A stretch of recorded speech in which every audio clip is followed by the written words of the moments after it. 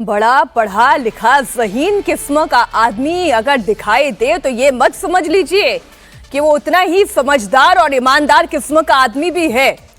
वो एक radicalised mind हो सकता है, सुसाइड बॉम्बिंग को कैसे उसकी पैरवी कर सकता है, एकमात्र मंजिल ऊपर वाले तक पहुंचाने की इसे बता सकता है।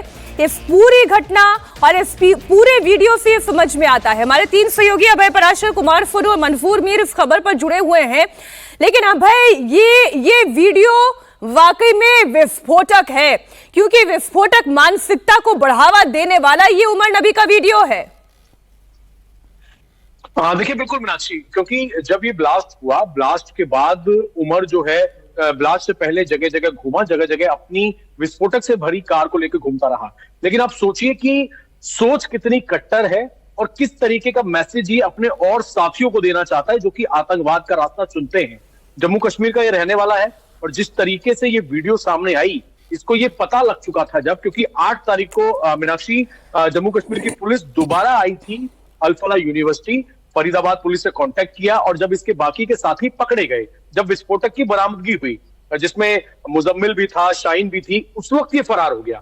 फरार होते हुए भी इसकी गाड़ी की तस्वीरें निकलकर सामने आई। लेकिन जब इसको पता लग गया कि जम्मू कश्मीर पुलिस इसको छोड़ेगी नहीं, क्योंकि जम्मू कश्मीर पुलिस जो है पूरी तरीके से सर्विलांस इसके ऊपर रखे हुई थी, ये कहां कहां जा सकता है।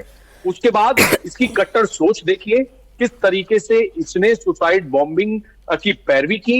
ये बताया कि ये रास्ता किस तरीके से सीधा ऊपर लेकर जाता है और कट्टर सोच इस्लाम के अंदर इसने सुसाइड बॉम्बिंग को एक अच्छी बात, एक शहादत की बात इसने करने की कोशिश की। और इसके कितने और साथी होंगे जो जम्मू कश्मीर या अलग अलग इलाकों में इसकी सोच से इत्तेफाक रखते होंगे, उन लोगों को ये मैसेज देने के लिए कि इसने कोई हीरोपंती का काम किया है।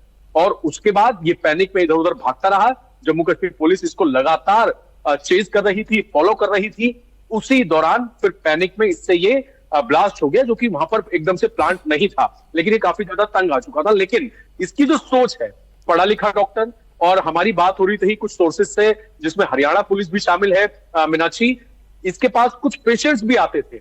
जिस शख्स के साथ इसकी एक सीसीटीवी सामने आई कि ये मोबाइल की एक केमिस्ट की दुकान पे गया है, वहां पे मोबाइल चार्ज करवा रहा है, वहां इसे लेकर कौन पहुंचा था? इसका एक पेशेंट लेकर पहुंचा था। यानी कि लोग इससे दवाई लेने जाते थे और डॉक्टर के भेष में इस तरीके का आतंकवादी और ऐसी सोच जो साफ तौर पे कह रहा है कि सुसाइड बॉम्बिंग के अलग अलग मायने हैं, लेकिन शहादत उसे ये बता रहा है। तो उससे पता लगता है कि कितना ज्यादा रेडिकलाइज था। और वीडियो बनाने के पीछे मकसद भी ये था कि इसे पता था मैं तो पकड़ा जाऊंगा, लेकिन मेरे पकड़े जाने के बाद मेरे जो बाकी के आतंकवादी साथी हैं या फिर जो इस सोच से इत्तेफाक रखते हैं, वो इसको हीरो मान सकते हैं। नहीं, देखिए अभय, उमर कोशिश भी तो यही कर रहा था ना कि वो कितने से ज्यादा सुसाइड बॉम्बर तैयार कर सके। उसका प्लान ऑफ एक्शन तो यही था। ये तो अलग बात है कि उससे ये धमाका हो गया, उसके पास और कोई चारा नहीं बचा। लेकिन ये फिर से आप सोचिए और इसके एक एक शब्द पर आप गौर करिए, समझने की कोशिश करिए कि इनका ब्रेन किस तरह से काम करता है। ये ना सिर्फ खुद आतंकी बन चुके हैं, बल्कि और बहुत से लोगों को आतंकी, सुसाइड बॉम्बर, फिदाइन बनाने की कोशिश कर रहे हैं। आप फिर से सुनिए इस आतंकी उमर को। A very misunderstood concept is concept of what has been labeled as suicide bombing.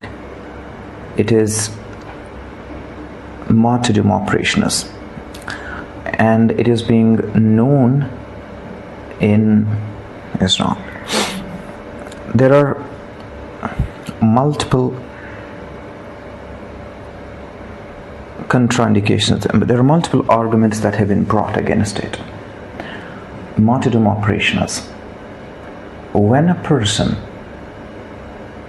presumes that he is going for sure die at a particular place at a particular time, he goes against the presumption that a particular is going to die in a particular situation. It's not, we don't have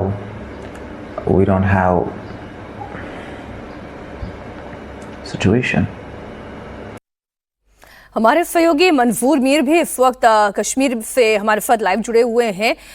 मंजूर, ये जिस तरीके की मानसिकता है, इसे पोषण कहाँ से दिया जा रहा है, कैसे दिया जा रहा है? अच्छा खासा पढ़ा लिखा डॉक्टर अंग्रेजी जुबान में बोल रहा है, लेकिन माइंड रेडिकलाइज्ड है।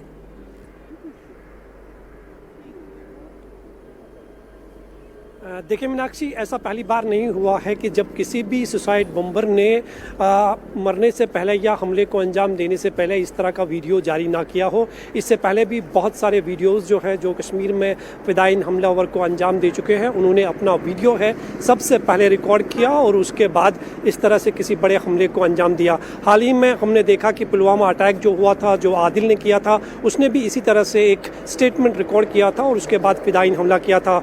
और जहाँ तक अब रेडिकलाइज की बात है, तो रेडिकलाइज जो है सिर्फ डॉक्टर ही नहीं, इससे पहले बहुत सारे ऐसे पढ़े लिखा युवा है जो रेडिकलाइज हुए हैं। खासकर अगर हम पीएचडी स्कॉलर मनान मानी की बात करें तो वो भी हिजबुल मुजाहिदीन के टॉप कमांडर्स में एक थे, अलीगढ़ यूनिवर्सिटी में पढ़ते थे।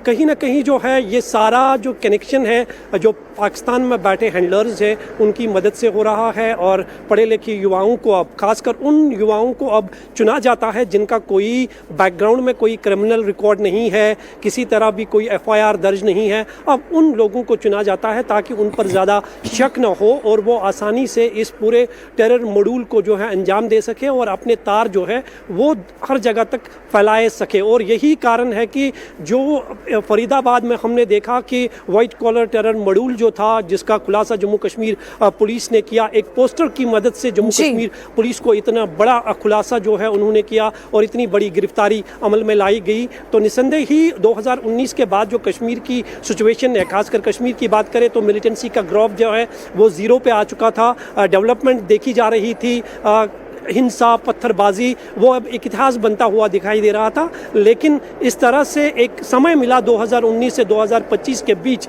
जो पाकिस्तान में बैठे हैंडलर्स थे उन्होंने एक नई रणनीति अपनाई और अब पढ़े लिखे युवाओं को, खासकर जो स्कॉलर्स हैं, उनकी मदद से जो है इस तरह से मिलिटेंसी को अंजाम देने की कोशिशें की जा रही है। लेकिन उनके दिमाग में भरे हुए बारूद को कैसे फूस करना है, उसे ध्वस्त करना है, ये हमारी जांच एजेंसियां कर रही है, ये पुलिस कर रही है। और जम्मू कश्मीर पुलिस के इस मामले में दाद देनी पड़ेगी, जिस तरीके से उन्होंने इस पूरे मामले में शुरुआत में ही तत्परता दिखाई।